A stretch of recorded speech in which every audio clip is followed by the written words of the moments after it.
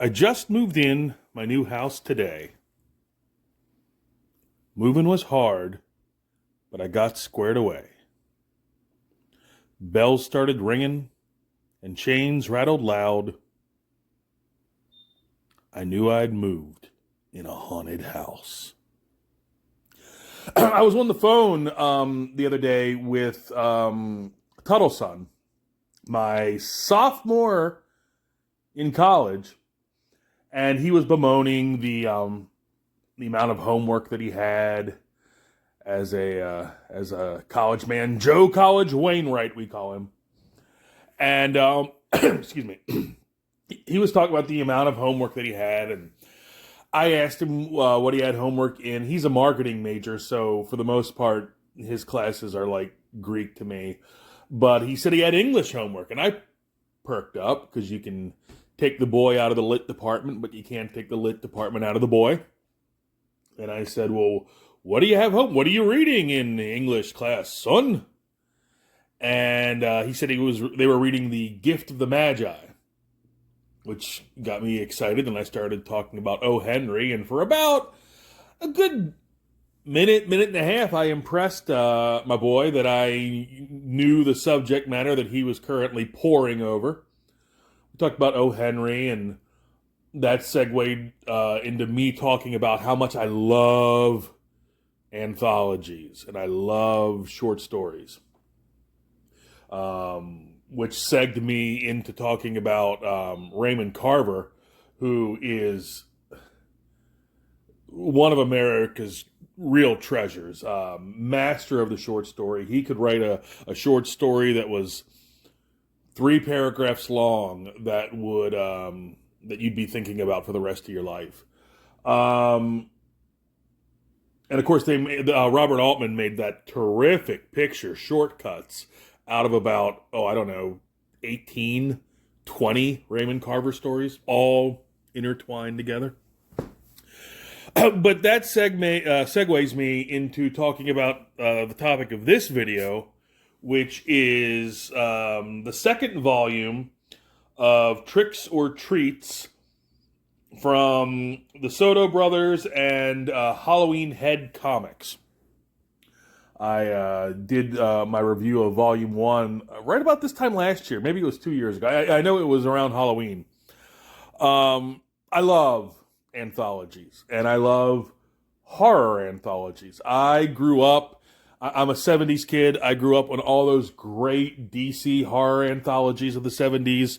Tales of the Unexpected, House of Mystery, House of Secrets, The Witching Hour, was it Dark Secrets of Forbidden Love, Ghosts, and they all had these great hosts that went on to do other things in DC Comics. It was Cain and Abel from the House of Mystery and the House of Secrets, and they, along with Eve, were the co-hosts of Plop comic. And then, of course, Cain and Abel went on into DC's Vertigo stuff as the hosts, the owners of the House of Mystery and the House of Secrets. There were lesser known ones like, well, of course, the Three Fates.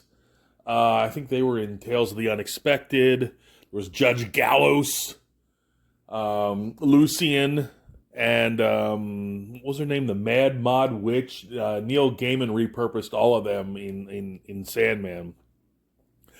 But I loved DC's horror anthologies of the 70s. And Halloween Head Comics and Tricks or Treats really takes you back to that era. This is a really cool collection of short stories. I'm going to single one out in a minute because I liked them.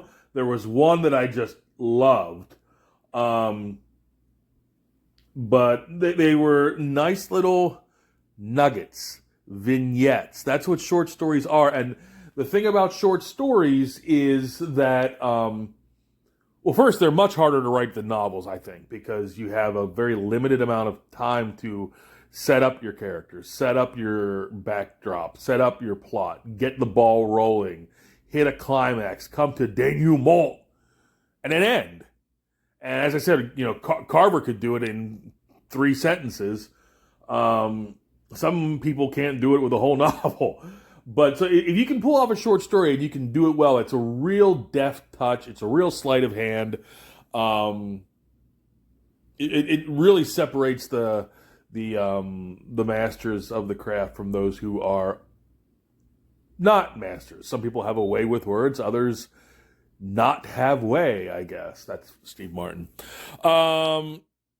But yeah, no, the one that I really liked, and I don't know the German. I told myself that I was going to look up what this meant on the Google dictionary before I did this video, and I completely forgot until right now. So earlier guy kicked it down the road thinking later guy would do it, and later guy is just sitting here thinking about how much he fucking hates earlier guy. But I'm talking about Die Brücke. Now, I know my Simpsons, so I know D means the.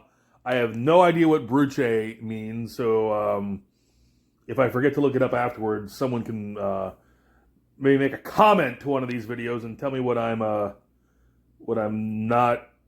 Tell me what the word means. Anyway, Die Brücke.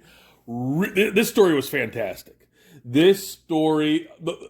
Most of the book, if not all the book, most of the book touches on very Lovecraftian themes. I'm thinking about Die Brücke and Across the Sea, definitely. But Die Brücke is something Lovecraft himself might have written. World War II era story. I don't want to ruin too much, but the Nazis have developed a device that could be catastrophic for the Allies if they get this device up and running. And then, holy shit, because of the device, which the Nazis have tried to turn on, we bridge the gap between our world and the realm of the old ones and that kind of thing. I'm a big fan of Lovecraft. I spent a really terrific fall in 2014, just immersing myself in Lovecraft. Big fan, and a lot of people make the attempt to be Lovecraftian. Few can pull it off. And I think that's why I'm saying that I really liked Die Brücke, and I'm probably pronouncing that wrong too, because Die Brücke didn't just make the attempt, but they nailed it. Pacing is a Lovecraft story. The atmosphere, the feeling of sort of free-floating, anonymous dread is right out of a Lovecraft story. The wonder that turns to horror that the characters feel, and that we feel, the reader, all the notes of a Lovecraft story. So,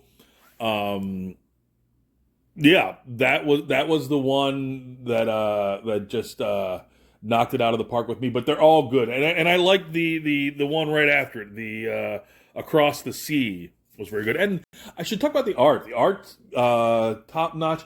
The art in Under the Sea was it had kind of a painted. I'm not an art guy, but sort of a painted broad brush. It kind of made me think of Van Gogh a little bit, the way his brushstrokes look, and that was definitely present in Across the Sea. So once again, it's Halloween. It's the perfect time to cozy up on a late night with the wind howling outside and the stroke of midnight. Now is the very witching hour when was it churchyard? I screwed. I normally I could rattle that off, but I can't think of it. 'Tis now the very witching hour of night, when churchyards